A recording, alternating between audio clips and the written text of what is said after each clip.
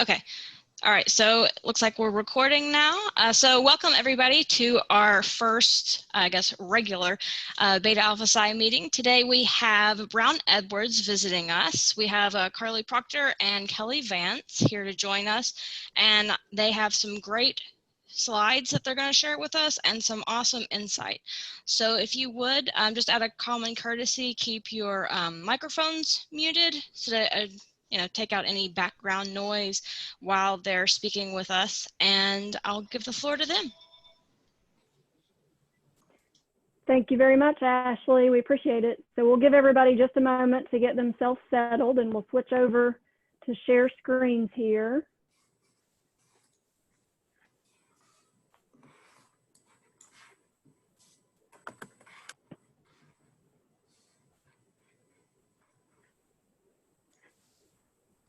Can you all see the full screen or the notes version? Just the full screen slides, please.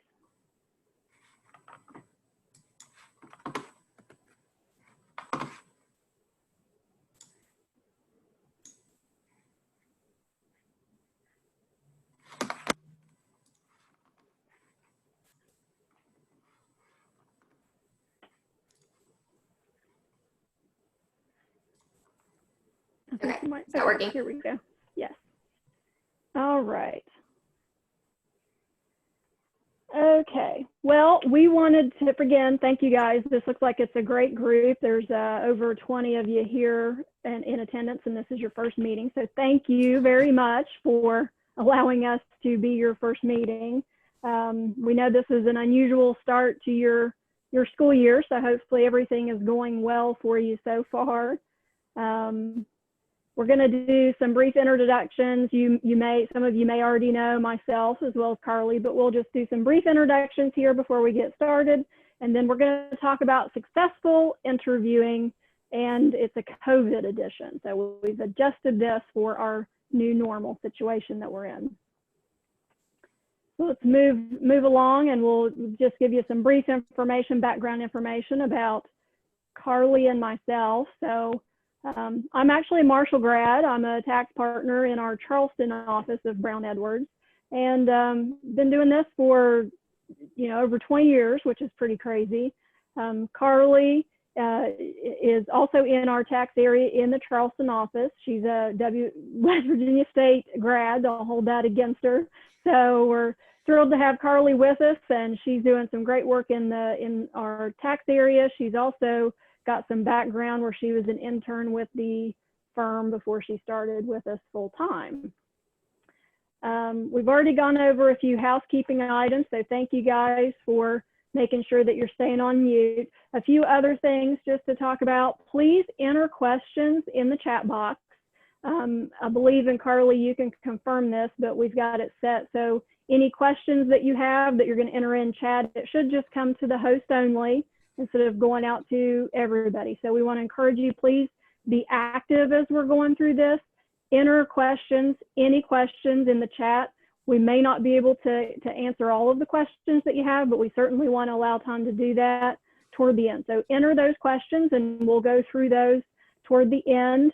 And we also have a little bit of a surprise for you guys. We're going to, we've got an e-card that we're going to award here toward the end of the session. So please stay connected as long as you can and be part of our Q&A session. All right. Oh, also, I think on our bio information, Carly, if you could maybe just send out the email addresses for myself and you in the chat area so everybody has the email contact information for us as well. Okay. So moving along, this is a little bit of information, big picture about our firm. We're not going to spend a whole lot of time digging in on that, but if you're not already familiar with us, we are a public accounting firm. And here's some brief information about our office. We've been around for quite a while. We continue to grow. We're up to 11 offices, and we're going to show you a little bit in a moment geographically where we are, but we actually have 11 offices. Now our office in Charleston is the only location in West Virginia at this time. We've got several in Virginia, and then also an office in Tennessee. So let's keep moving along here. So here's just a big picture of our different offices. Our Richmond office is the newest that came on this most recent year. So we continue to grow in our region. Let's keep moving along here. So, all right, so this is just a core mission statement for our firm.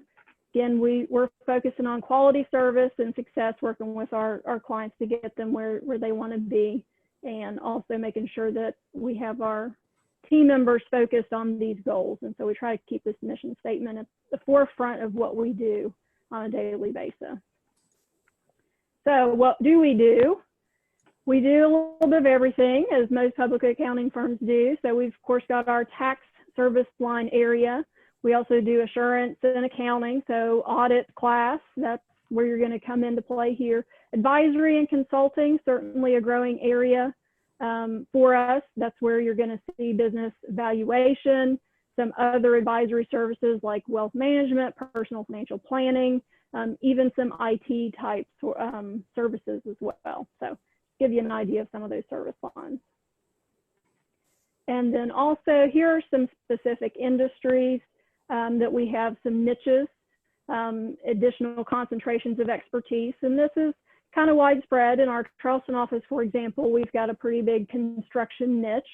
We actually just received news today of one of our professionals that got their additional credential in the construction area. So that's a key area for us in Charleston.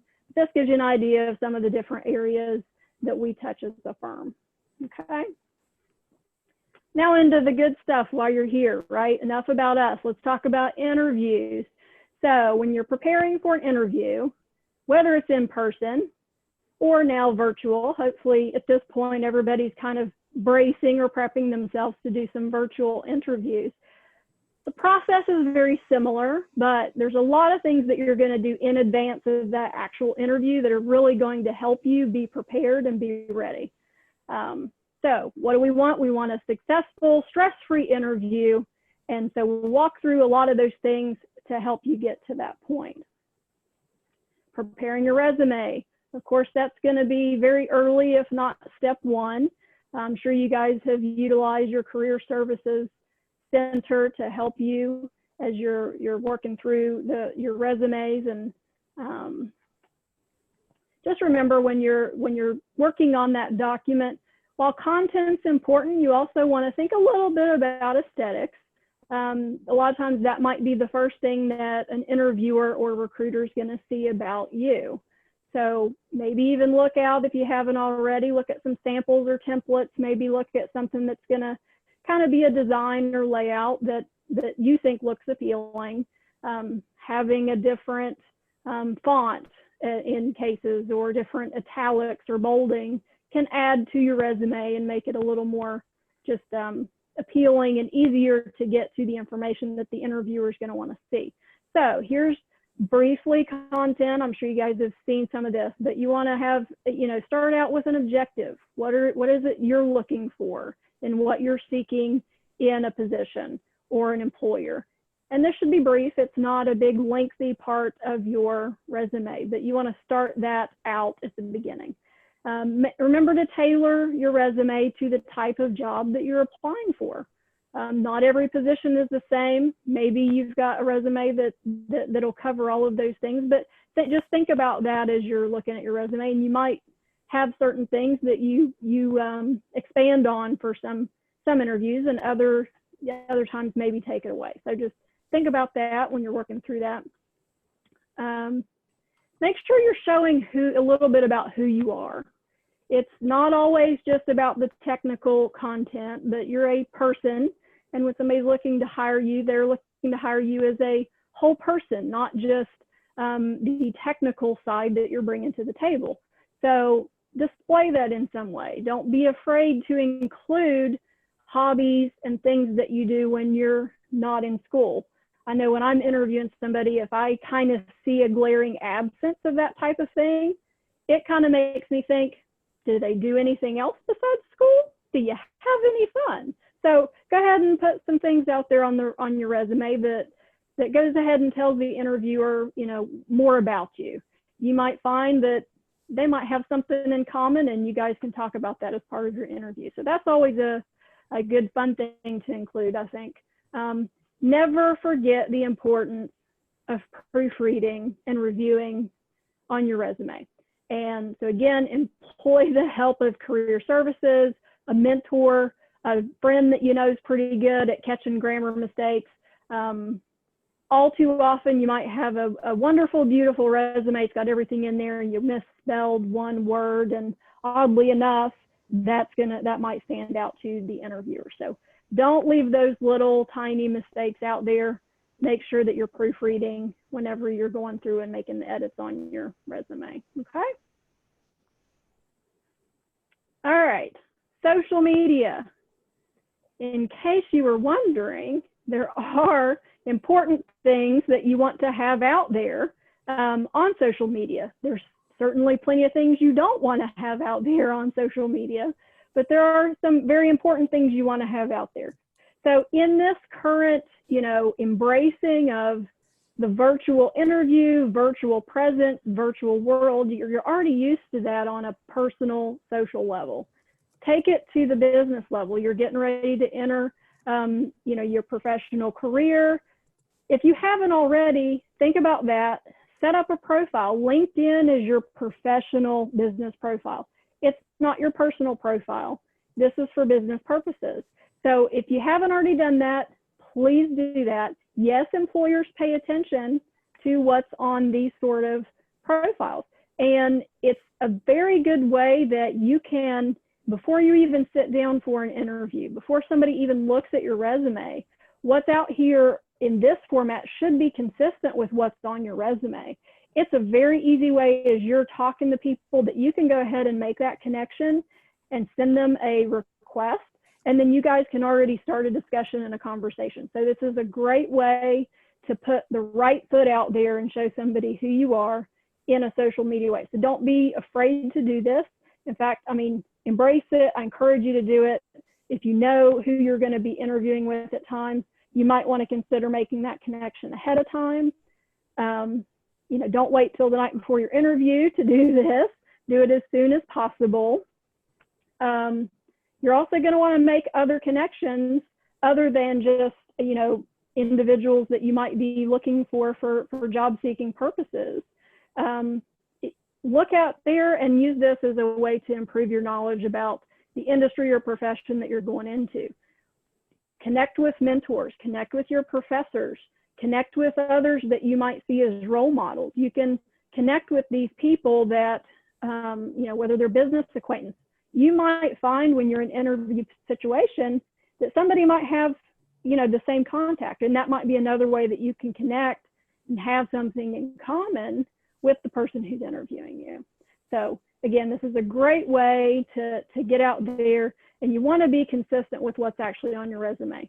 This is a great exercise to do in conjunction with your resume building to make sure that those two things match.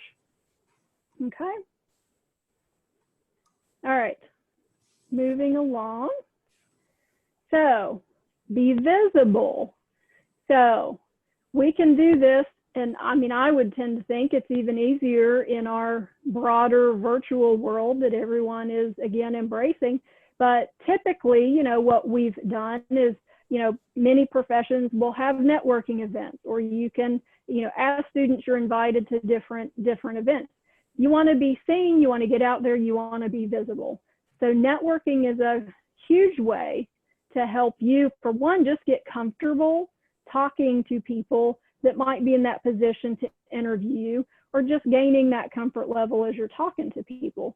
But it's also going to help you gain more knowledge the more people that you talk to. So that's going to increase your ability to just be comfortable and confident when you're in a setting where you're talking about, hey, what are you wanting to do in your career? What are you thinking, long-term goals? Not to mention, this is an opportunity to find some other people that you might want to connect with in like a LinkedIn format, which is also going to be good. So there's so many different things in networking. Virtual makes it so much more accessible for us all than having to go and attend maybe a live function, but both have great benefits. And I encourage you all, if you're not already, participate in as many of those activities as you can and be active in those meetings or in those opportunities. Don't show up and just expect to be invited in. I mean, just try to find some opportunities to really gain some discussion. The first couple times you do it, it might not feel very comfortable, might seem a little weird, but the more you do it, the easier it'll get. And for a lot of professions, it doesn't end there. Once you're in a role, once you start working for a company, you're going to have more of it. So the sooner you get used to it, the sooner that you're going to be helping out yourself in your long-term career. People that you do meet when you're doing these networking opportunities, don't be afraid to follow up after. Again, I already mentioned the LinkedIn opportunity. Gather business cards or e-business cards, whatever they may have to offer. And if they don't offer, make the ask. Hey, can I get your contact information? I'd love to follow up with you at some point after. Even if it's just to build conversation, not that you may be looking to do anything with that organization, but if you find somebody at these events that you really kind of think, hey, they're pretty cool, or I would really like to connect with them and get to know them better, then, make that ask so you can continue to keep that door open. Joining professional societies is another big one. I mean, in the area that we're in public accounting, there's many professional societies. We'll talk about that a little bit. There's national societies. There's also some local ones. Of course, Beta Alpha Psi, you guys already have your group. So you're going to continue to see this. So look into the areas, the professions that you're wanting to get into. If it's an industry other than public accounting, if it's public accounting, Carly and I can certainly give you some pointers on where to go to look for some of these organizations, but get involved. Go ahead as a student and be part of those. That's another way that you're already kind of connected. You're already present. You're visible. You're there. You may have already had a chance to meet somebody who's going to interview you beforehand. And then, you've been at one of these events and you can say, hey, remember I met you at such and such event. So another great opportunity. Recruiting fairs, whether you're looking for full-time positions or internships, recruiting fairs are great. There's a lot of different employers represented. I know, again, in public accounting, we do some specific recruiting fairs where various firms will participate. They're great opportunities, no matter how early you are in your, at the point where you're job searching. So right now you're in college, maybe you think you're a couple of years away from graduating. You could still go and start attending some of these career fairs, recruiting events to see what's out there, talk to people, and again, gain a little more comfort with actually having that discussion, talking to somebody who's going to potentially ask you some interview type questions. So just the more that you're out there and in front of people, I think the better off you're going to be and the more comfortable and confident you're going to be when you're in an actual interview. So now we want to, introduce you. I know this is something that if you guys haven't had the opportunity to experience some of the things, this is a fun video. In the day-to-day world that Carly and I are in, we both agree that we've been in situations where at least some of the things in this video have occurred. So we certainly find this pretty humorous, and we thought you guys might as well. You may have already experienced some of these things as you've been doing some of your virtual classes. So let's just spend a few minutes and we're gonna look at this little video, and maybe you're gonna pick up some things that you can say, you know what, I wanna make sure I'm not that guy the next time I'm on a virtual meeting. So let's see it, Carly.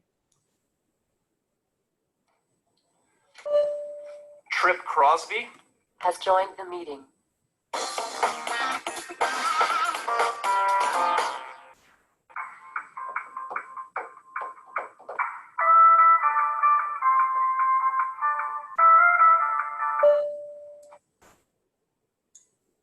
Oh.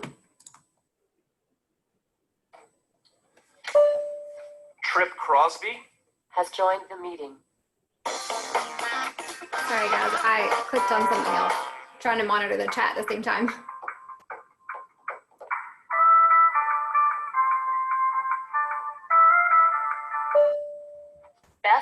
has joined the meeting. Hello? Tyler? No, this is Beth from ICS. Oh, hey, Beth. How are you doing? Oh, good. Yeah. Just making it, Tyler? Has joined the meeting. All right, well, this is Trip. Who's here? Tyler's here. Beth's here. Okay, the purpose of today's meeting is to discuss the... Yeah, I'll be able to do it in like 30 minutes. John? Has joined the meeting. Hi, John. Hi. I was just trying to go over the purpose of today's meeting, which is to discuss the deliver... Tyler? Has joined the meeting. Sorry, guys, I got cut off. Is Paul here? Send him an invite. Your access code. No, that's your PIN number. It should be a 9-digit number. Try pressing the pound key. Paul. Has joined the meeting. Any questions before we move on? Yes, this is Beth. What's our best plan of attack for the second quarter? Question What actually... we should do. Oh, go ahead. Oh, I think Well, what we should do. It actually really depends on diversify. how you look at it, because the really come. Go ahead. Go ahead. Given sales, we're at let me just say that Okay. was a great graph, John. Tyler? Well, my main concern with the projections from last year was that they're just insufficient. I mean, they're not even taking into account. Did we lose Tyler again? Hello? John, are you guys taking distributions? John? Oh, my bad. I was on mute. Let me start over. So I've prepared a presentation. I'm sharing it with all of you. You should be able to see it on your screen right now. Got it. I don't see a link anywhere. It says I need to download a plugin. We are all using Macs, I'm assuming. How can you? Financials are looking great. Paul, do you have any comments on staffing? I was thinking because we get a few more contractor types in. Hold on, I'm sorry. Rex, get down! I don't know. I feel like when so if we really tighten that up, then I don't. To me, staffing is a huge thing. What is that? Is that me? It's not me. I don't think. I just want to go over a couple of details as we move into our next section here. We got 3 new departments coming on board. Break it up a little bit, guys. By the end of Q3. Right to So the I dead need spot. everyone to give me detailed evaluations each Sorry, month guys. so that we know. That's it, guys. Beth, you'll send out a recap email that could have basically taken the place of this whole meeting, correct? Yep, always do. Yeah, thanks for doing that, Beth. Dave, you been here the whole time? Yeah. Huh. Well, thanks everyone once again. Oh, one more.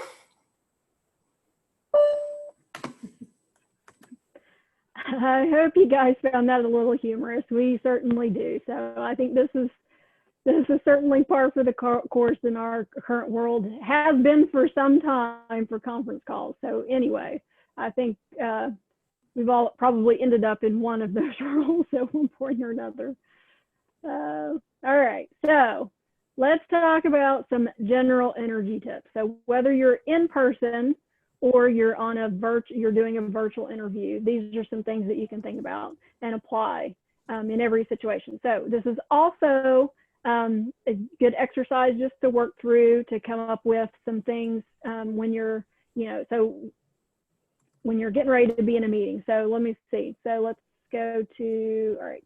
We're going to be active when you're in an interview. One thing that I think sometimes you can tend to do is wait for somebody to ask you questions, and you almost tend to feel like, okay, I'm here to answer a bunch of questions about myself. That's not the only reason you may be there. You want to make sure that you're asking questions as well of the interviewer. They want you to tell them some things that aren't written in black and white on their resume. They want you to ask some things about the company that you're seeking a position for. So be active and not just a question answerer. Also, just researching the company that you're going to be talking to. LinkedIn, another great resource. You can go out there and often just connect with companies. You can read through posts, see what kind of activities going on. Make some notes as you're doing this beforehand. And so this is a really good thing to have Even maybe when you're working through the resume, you might see some things as you're looking at different employers to go, oh, I want to make sure I've got that out there. I just noticed this about this company. This might be a skill that I have that would be beneficial here. But keep notes. Take those notes to your interview. It doesn't mean you have to refer to them. You don't necessarily have to use them, but even just the exercise of taking notes and writing them down, you're going to commit some things to memory longer, and it might help you when you're maybe in an interview feeling a little stressed perhaps, and maybe you're not remembering things quite as well. So take those notes to your interview. That shows your preparedness. That shows the person who is interviewing you that you've done your homework, and you're ready for this. One other thing, just kind of stepping back. So mostly we want to talk about, maybe this interviewing in the virtual sense, but this is COVID edition interviewing. And when you have in-person interviews, which I would say you probably pretty good chance you're still going to have some in-person interviews. So of course we still are going to be following social distancing guidelines, it sounds like, for the near future. You're going to want to make sure you're prepared by wearing a mask. We don't have all of this on the slide, but bear in mind, you might want to make sure that your mask is professional in nature. Maybe you have a university logoed mask. That sounds like a great idea to me to wear to an interview. This is uncharted territory, some of these new things. The other thing is, traditionally, when you first meet someone for an interview, especially, what's the first thing you do? Normally, you're going to step right out and you're going to go in for the handshake, right?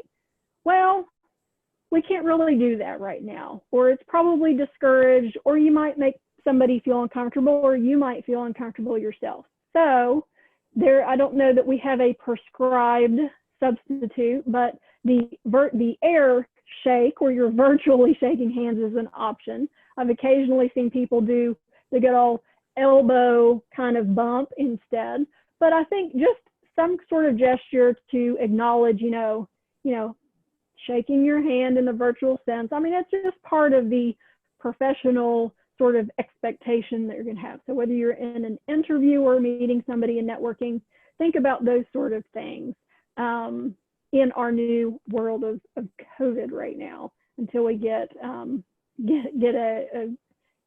something to make all this go away, hopefully. All right, so we've done our homework. You've got to know the company that you're going to be talking to. You're showing them that, you know what, I'm looking for a career. I'm not here just looking for a job. I'm looking for more. So you're going to want to make sure that they see a little bit of who you are as you're doing the interview. So we talked about that a little bit as far as the content that you're putting on that resume, but show it in the interview. Talk about some of your hobbies and so forth, and ask the interviewer some of the same things. If you have any particular, sticking points that are very important to you when you're seeking out a position with a company, make sure that you work that in an interview. It doesn't need to be anything negative, but if there is something that is really important to you, that you like, you want to know if something is offered with that company, make sure you ask that. You want to ask questions of employers. Here's a few other just questions to throw out to you as freebies, and you might want to even have some of these questions, again, written down in advance while you're coming into the interview, so you don't forget, or if you need to, again, just regroup your thoughts, you've got it there and you're prepared. But here's some freebie questions if you need some of those when you're going into your interview. So what would you maybe ask a potential employer? So how did you get your career started with XYZ company? That's a good one. Sounds pretty basic, but it's a good, fair question. Another one, what do you like most about the culture of XYZ company, right? So we talked a little bit about, let the interviewer get to know you a little bit as a person and as a human. Well, you want to get to know this company as a person and a human too. You're going to be spending a lot of time there. So you want to get to know something about the culture of the company, right? You probably aren't going to be happy in a position where you're just showing up, sitting there and doing some specific tasks, maybe not interacting with anybody very often, even if it's virtually, right? Even though we may be able to do some remote work, that doesn't mean we don't interact with each other. It just comes in a little bit of a different form. So what do you like about the culture? And here's another one I'll give you. 3 sounds pretty good, right? So how are advancement opportunities determined? So an example here or a response that you might get is whether it's based on merit of your work or years of seniority. Companies could be different. Ideally, you're probably going to want to look for somebody that says, you know, advancement opportunities are based on merit. It's not by the number of years that you're spending with a company. So those are some questions that might be helpful to you as you're interviewing to think about. All right. So we're well prepared. We're at the point where we feel like, you know what, we're going to ace this interview. So next step here that we're going to talk about is how do we ace the interview in the virtual world? So there are still some similarities. So appearance, you want to make sure you're still dressing the part. Maybe you don't have to do the suit and tie in a virtual interview, but you still want to look professional. You might even still want to do the suit and tie. Don't know that that's a bad idea. But appearance matters.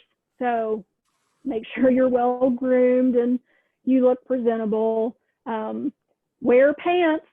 That's going to be one that, you know, if I didn't say it, somebody would inevitably be like, you didn't mention that. So don't be the guy that was like, you know what, it'll be fine. I'll get by with it. And then something random happens during your virtual interview and then you stand up, then you're always known as, hey, remember when we interviewed that person and they weren't wearing pants? Yeah, probably not the best way to stand out in a virtual interview. So whether you think it's necessary or not, wear pants, maybe even pants that kind of go with the rest of your outfit. Might be a good idea. So proper lighting and background. I think that's very important. A few tips on that. I think probably many of us know all of this by now, as much as over the past few months we've been in this environment. But lighting, you want to have lighting in front of your face. You don't want to be backlit. You're going to look dark. You can even get use a little selfie light, clip it up on your computer screen, and that's going to light you, from your face instead of the back. You need to be thinking about what's in your background. You don't want anything that's going to be back there that's a little too busy or it's going to take away from the conversation you're having. A lot of times people like to have bookshelves or stuff like that behind them, but in an interview, just kind of think about the fact that, am I giving people too much in my background that they're going to be focused on that and not focused on me? So if in doubt, I think you want to go simple and basic, especially for something like an interview. Think about your privacy. As we saw in the video, you might have dogs barking and different things happening. The unexpected can certainly happen, and I think people are very gracious and understanding of that in this environment, in the virtual setting. But you've got an interview scheduled. You're prepared for it. Take a moment to at least try to plan for some privacy. If you've got others in the home with you, let them know, hey, I'm going to be doing an interview. I need you to not interrupt me for this amount of time. Try to put pets away. Try to do as much as you can to try to avoid some of those unexpected interruptions that you might have.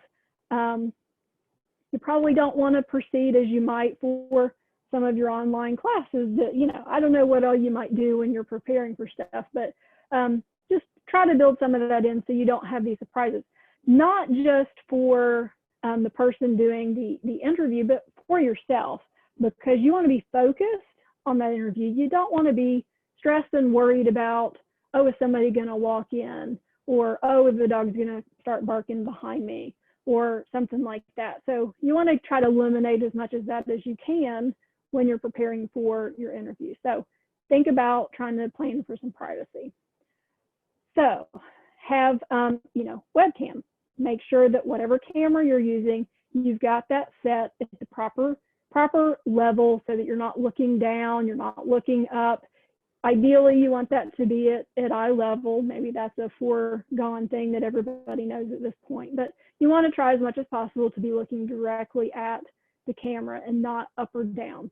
And then testing your tech, you know, maybe you don't always use the particular platform that you might be having the interview on. A lot of the common familiar ones that we have are GoToMeeting, Zoom, maybe even Microsoft Teams. They all work in a pretty comparable way, at least in my experience from what I've seen. But you don't, you know, want to be caught with maybe some things that you're not quite familiar with. So do a little advanced prep, check out the platforms and make sure you understand it. Make sure you're on a solid internet connection. Check your audio, make sure you understand all of that. Consider using a headset, and I think many of us do these already. In fact, I mean, I've got AirPods that easily connect through Bluetooth to the computer, and those work great. So maybe those would be helpful. People are going to hear you a little better, and you'll hear them a little better as you're doing the interview. So those are a few tips for you that I hope you'll find useful in your interview process. So now that you've made it through that, you've done your homework, you've put your best foot forward on your resume, you've got a digital footprint out here in the social media world. So you've had that meeting, you've talked to potential employers, you're ready. So you're ready to be successful in this endeavor. Now what? So whether it's in public accounting or in other areas, there's a few things that we think are, I mean, they're going to hold true no matter where you are. So you've got that position. Now what are you going to do? Don't worry if you feel like you don't know anything, okay? Yeah, you've had the classes, you've been through the paces, if you will, you know the lingo, you've got those good basics, but you still might feel like, you know what, I don't really think that I know anything. Have confidence in your training, confidence in your professors, confidence in the classwork that you've been doing, and that's going to translate, okay? So don't worry about that. Don't forget either, you want to be the driver in your career success, okay? Don't be the passenger. Don't assume that, okay, I made it, I've got this position, now I don't need to do anything else. Somebody's going to pull me along and show me what I need to do. No, you're in control. You want to be the driver of your success and the trajectory that you're going in. So ask questions. The only dumb question is the one that you don't ask, right? So don't forget about that as you're doing that. And you're going to have people as you enter your career, no matter what you're doing. They're going to be there. They're going to be mentors, whether it's formal or informal. And you're going to have trainers. There's going to be people that are going to invest time in you and work with you. Soak it up and benefit from it. Don't allow them to feel like it's lost time that you're not really paying attention to them. When they're spending this time with you, it's investing in you for a reason. So take that, use it to the best of your ability to, continue to apply it to your next project, your next goals, whatever it is in what you're doing. So just trainability, remembering that when somebody's going over something with you, they're hoping they're not going over the same thing with you again the next day. So being trainable or coachable is another good point to think about. All right, so internships. How are those valuable? How does this help you? This is supposed to be about interviews, right? Not internships and all this other stuff. Well, here's the thing. Internships very often are kind of the long interview, right?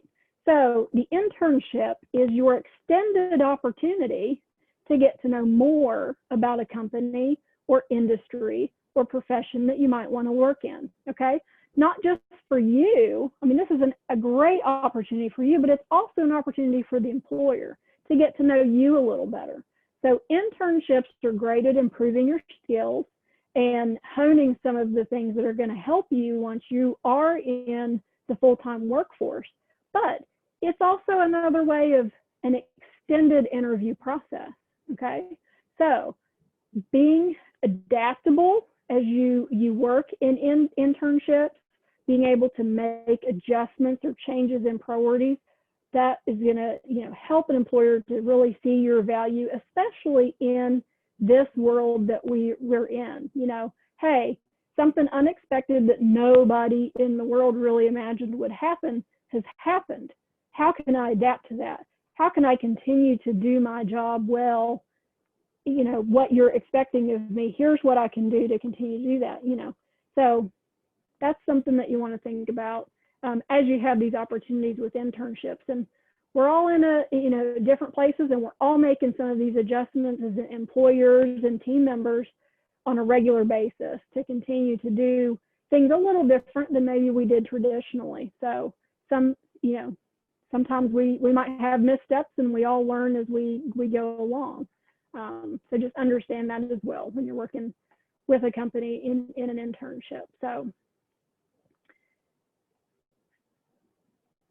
let's see. So here's, now that we've talked about interviewing, resume building, successfully getting that position, maybe even doing an internship as well. This is a slide to give you a little bit of information again about us and our firm, and from a public accounting sense, what we might be looking for. So some of you guys may be looking to enter public accounting, and in fact, if you haven't already been blowing up the chat box with all kinds of questions, because I know there's going to be some. So hopefully we've got that building out there so we can start to address some of your questions here in just a couple minutes. That's your cue in case you haven't been doing any questions to start typing those in. So this is information about what we would be looking for, okay, in public accounting and offering people internships or full-time positions, okay? We're going to be interviewing here very soon. It's that time of the year. It's fall recruiting season. You're going to have multiple different, firms or opportunities to talk to people. So we have spring and summer internship opportunities as just sort of a minimum line to help you guys. I mean, typically people are in their junior or senior year when you're doing internships. So you've at least accomplished or completed essentially that sophomore year. So you're an upcoming junior, whatever semester that may mean for you. But spring and summer internships is what we're looking to offer. There's full-time associate positions as well. Of course, for those positions, you've got to have your undergrad degree completed. We are looking for people that have kept a good GPA. So the higher GPA is, when you're coming out of college and entering your career, the better opportunities that you're going to have. So remember that. I'm sure I know you guys have already been focused on that. CPA exam, that's a thing in public accounting. So when you interview with a public accounting firm, you're going to want to be prepared to talk about, the CPA exam, if what your plans are, whether you'll be eligible for those based on the hours requirement. And if not, hey, here's my plan for doing that. Internships, so we're looking, we need probably a minimum of 20-25 hours a week for availability, and that's based on the tasks and things, the nature of the work that you're doing at an intern level.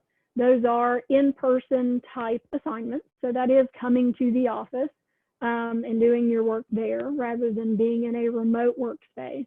And we have those for, again, spring and summer semester. So also full-time associates, and in those positions, you're going to be doing, a lot of in-person, again, reporting to the office and in-person things.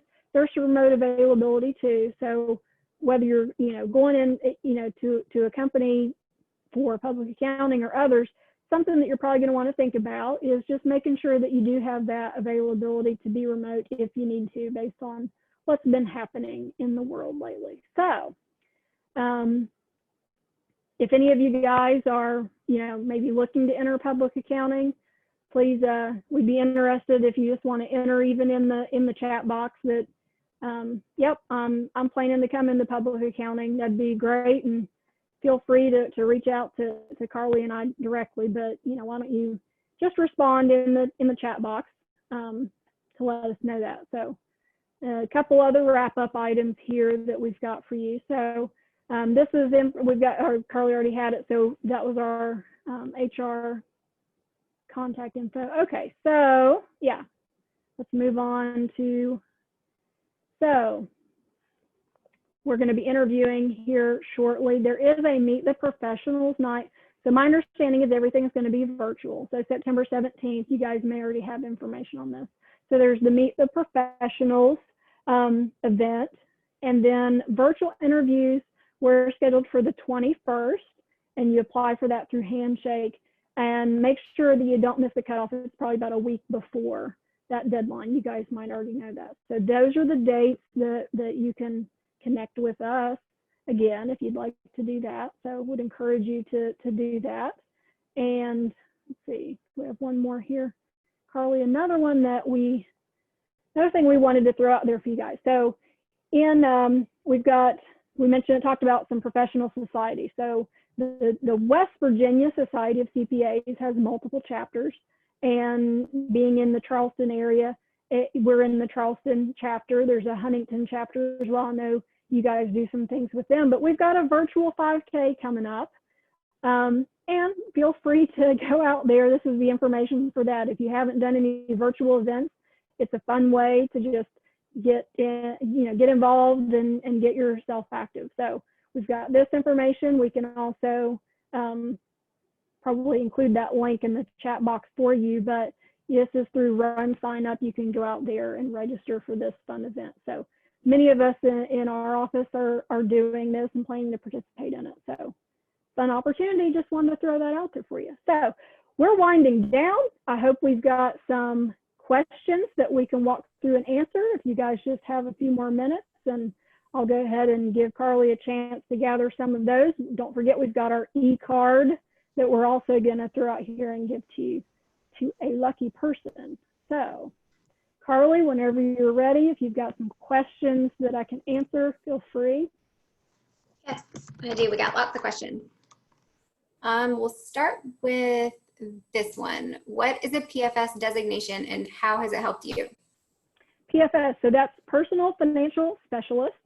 And that is an additional designation. So already I have to be a CPA. So that's not a designation that you can get without already being a CPA. And so that designation represents expertise in a broader area for personal financial planning purposes for clients. So it could be it's several different areas: retirement planning, estates and trusts. There's an insurance element, investment planning.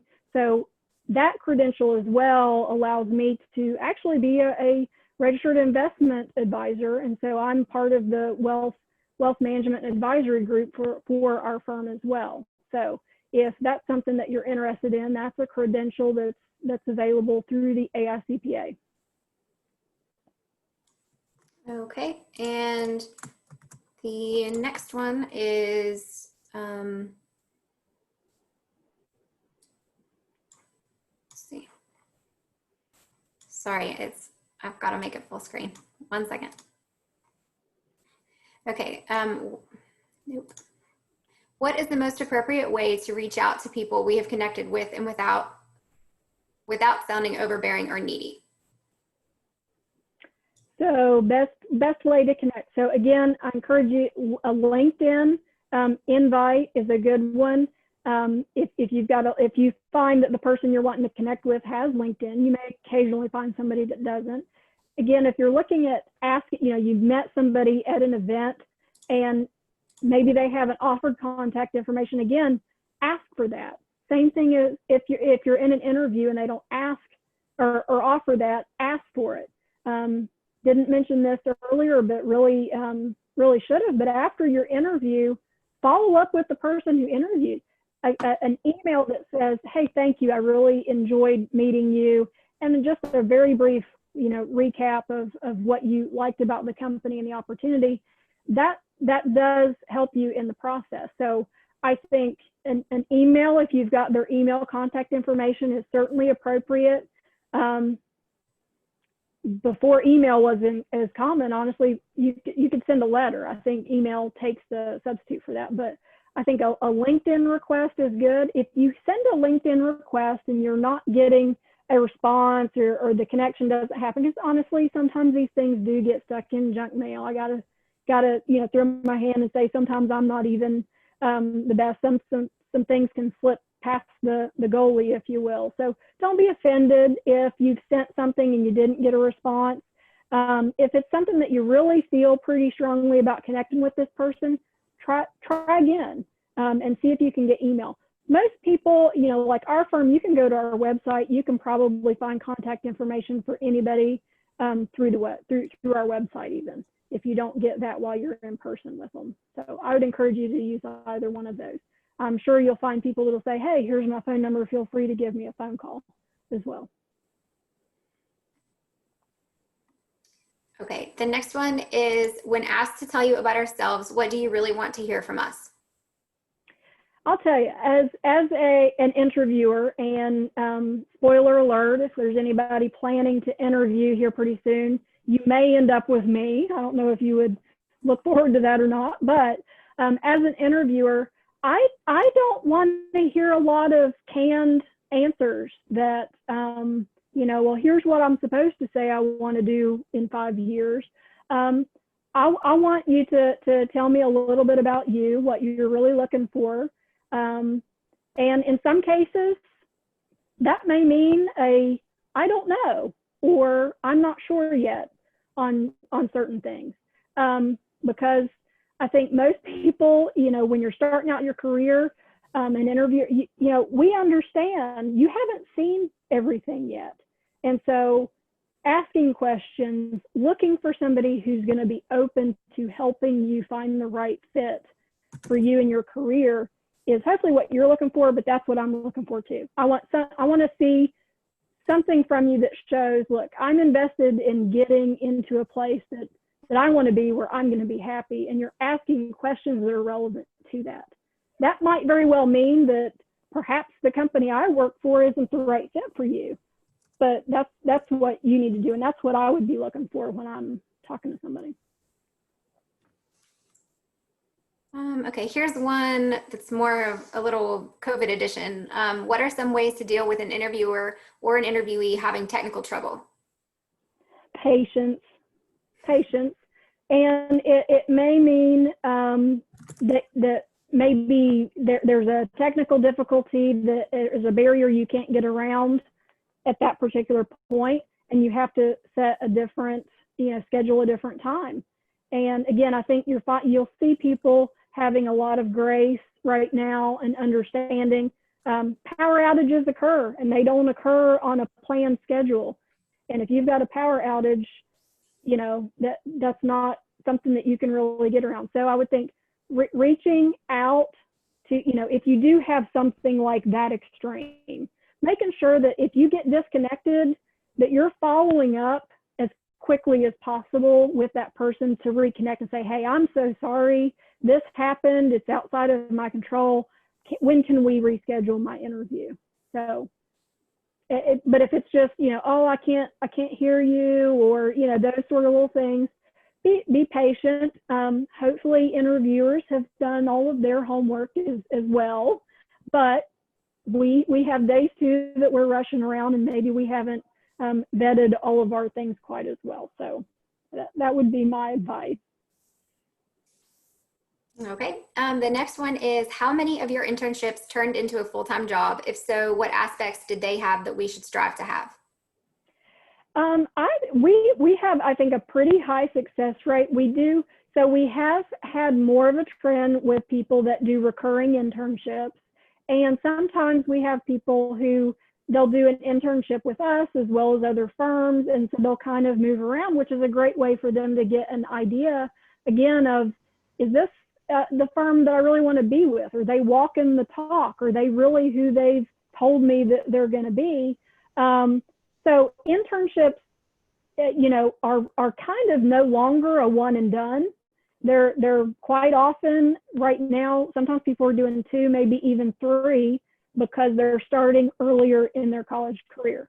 So again, what does it take to cross over from that internship to that full-time position? For one, a part of it's going to be just the availability of the right kind of role with the company that could play a part in it. But I think having great oral, verbal communication skills, developing those professional skills. We had a slide that talked through some of those things, that those are skills that it's not just the technical side.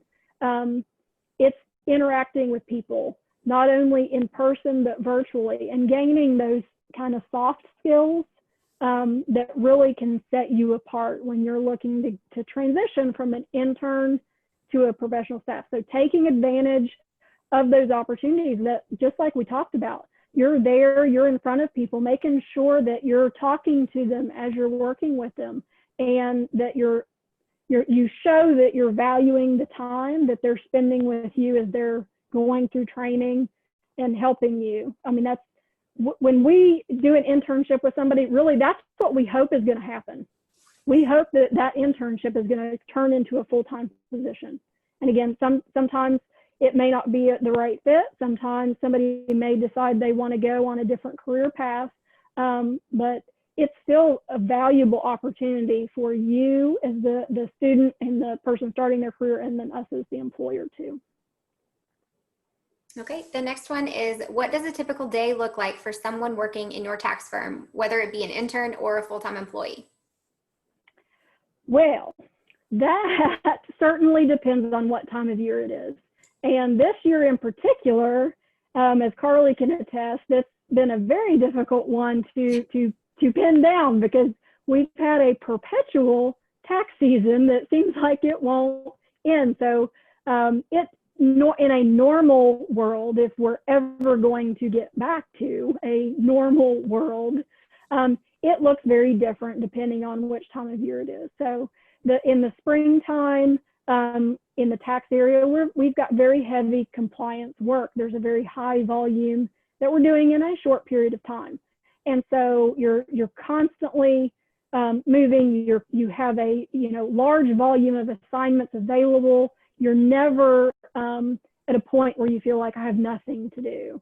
Then we normally get to take a little bit of a breath or breather and a break after that April 15th timeframe, where we're working on planning, working through some returns that have been extended, but not quite at the same feverish pace that we were in the spring. So, other special projects, consulting engagements, that's when we get more of a variety of things typically after April 15th through some of the summer months. And then in the fall, like right now, actually September and October is normally our second tax season. So we kind of have another revisit of what we experienced earlier in the spring. And that can get pretty hectic when we're wrapping up our extensions and that sort of thing. But we work on a broad range. So when you're working in the tax area, you might be working with individual tax returns or individual tax clients. We've got trusts and estates. There's nonprofit entities that also have returns that we work through. Those are very unique and different. Business entities, whether they're tax paying entities, maybe a for-profit corporation, or flow-through entities like partnerships and S corporations. We see all of those. And as a new person, again, we want to help get you through each of those stages and eventually work your way up to more advanced and complex assignments. But you start, in the right spot to build that base, whether you're as an intern and then going into the associate position, so that you're building on those things every year. Okay, and this one is a two-part question. Do we plan to hire the same number of interns as in the previous year, and will they mostly be in person? So I assume this is pertaining to the spring, perhaps interns. Let me try to address it for both spring and summer. So at this point, based on what we know and the information, that's out there in the world, so for spring, as far as the number of interns that we want to hire, yes, I think we want to hire about the same number. And I think we've had in our firm, you know, six to eight, but that can be a variable depending on the individuals that are available and come to us and do interviews. So, but typically we're looking for about, I think, 6 to 8 interns for the spring. The summer we don't have as heavy, we don't have as many opportunities for the summer, but I think typically summers, you know, 4 to 6 maybe, but probably closer to 4 on average. But in the spring, so the type of work that you're doing, it is going to be in person based on what I know right now. We've certainly changed many of our processes, and here coming in the fall after we get through our October 15th deadline, that's also when we really dig in deep and look at how we're doing things. Do we need to change more about our processes for the coming year? But at this point, based on, you know, what I foresee, I would have to say be prepared for an in-person experience as an intern. Did that address all of the parts of that question? Yes. Okay. Yes. Okay. And let's see, I'm going to pull out 2 more here. So this one is, what are some interview mistakes that commonly go overlooked? Interview mistakes that commonly go overlooked. I'm not sure how, like, interview mistakes that people don't realize they're making. I think so. Perhaps? Yes. Okay. Not asking questions. Maybe you realize you're doing that. I'm not real sure, but to me, that's a mistake, is not asking questions. There is a TMI element that can come into play. So while not asking questions can be a, you know, faux pas or don't do in an interview, so is giving too much information. So bear in mind, there are some things that, and I'm sure we all know them, there are some things that when somebody's interviewing you, they can't ask. And but that may mean also there are some things that you don't necessarily need to offer or go into. You know, maybe it's personal or private or just off topic, you know. So I think that's something that you want to keep in mind, is maybe don't overshare if that's even something that's in your zone or your place. I can't emphasize enough the importance of proofreading your resume and making sure that those are error-free. Whether it's actually in an interview or correspondence, I'll give you this one as one that I don't know if it's a pet peeve of mine perhaps, but make sure you know how to spell people's names. If you're going to correspond with somebody and follow up with your contacts and build those connections, make sure you got their name right. I say that as somebody that has a first name that can be spelled different ways. So perhaps I can be a little sensitive on that. But if they've sent you an email that clearly has their name in it, maybe make sure it's spelled right when you correspond back with them. Okay. And for the last one, we'll do, how do we get a hold of the professional societies? Okay. So there are certainly web pages for any professional society. So depending on what area that you're looking to go into, and maybe I'm talking to a bunch of people that are like, you know what, public accounting, that's totally going to be the thing that I'm going to do. So the West Virginia Society of CPAs, that's WVSCPA. They have a website. You can Google it. You'll definitely be able to find it. And so they do offer student memberships. I think any professional society is going to offer something that's tailored to students, whether it's a free membership for a period of time or a discounted membership, okay? The AICPA probably does have some offerings. I'm not familiar off the top of my head with that, but of course you can look up AICPA. But in whatever kind of career path you're looking to follow, there's going to be a professional organization. And I think use Google, go out there and look, use LinkedIn, start making some connections with people that are in that industry, and look and see that we have our memberships and our organizations typically listed on LinkedIn. So you can look and see what these individuals are members of. For example, and I don't think this is available to students, but in addition to being a member with the West Virginia Society, I'm also a member of the Charleston Estate Planning Council. I'm also a member of one of the Rotary organizations. So there's all kinds of different memberships you can be part of in public accounting or others. I hope that answers some of that question. All right, well, I think that pretty much wraps up all the questions. I think the rest were ones that we addressed in the presentation. If there are any questions that maybe we didn't answer or you think of any more questions, I've put mine and Kelly's emails in the chat, so feel free to reach out to us. I also put our HR coordinator's email address in the chat, so if you're interested in applying for an internship, you can reach out to her as well. And oh, go ahead. I was going to say, please remember we are doing the on-campus interview. So at this point, you might want to look at the option through Marshall before you reach out directly to our HR team. But yeah. Okay. And I put everyone's name in Excel that submitted a question. So every time you submitted a question and put your name in Excel, I assigned a number to each one and did a random number generator. And our winner is Rachel Black. So if you can give me your email address, then I will get the gift card to you. Congratulations, Rachel. Thank you, guys. I believe we went over. My apologies. I hope this was useful information. Please reach out to Carly or I if there's anything else that we didn't cover that you guys would really like to know about. Turning it back over to you guys to feel free to disconnect and end your meeting. Well, thank you so much it was a very good presentation, and I was very impressed with all the different questions. So thank you to all the participants who asked those awesome questions.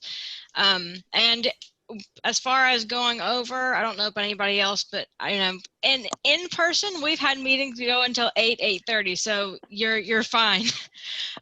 Interviews always seem to be a longer presentation as well, just because there usually are so many questions. But thank you so much. We truly appreciate, like I said, it was an amazing presentation that you guys shared with us. So thank you so much. And our next meeting will be Thursday at 5:15, and we'll send out the Zoom link just the same that we did this week. So thank you everybody for coming. Thank you all. Thank you, guys. Bye, thank you. Yes. Bye.